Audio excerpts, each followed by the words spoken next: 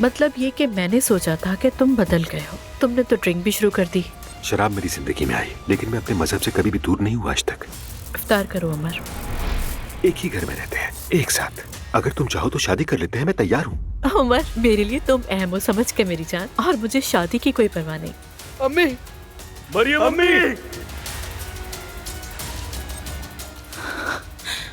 अब मैं क्या करूंगी? एलिफ, क्या हुआ? तुम रो क्यों रही हो?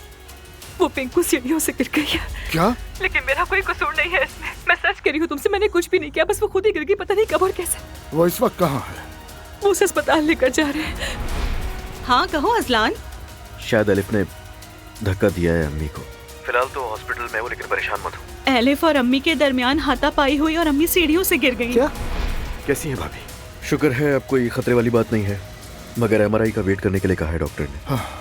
अब अगर आपकी वजह से अम्मी को कोई भी दुख हुआ ना बाबा। हद में रहो, ये तुम मुझसे किस तरह बात कर रहे हो? रिलैक्स। रोहान, एलिफ ने अम्मी को सीढ़ियों से धक्का दे दिया।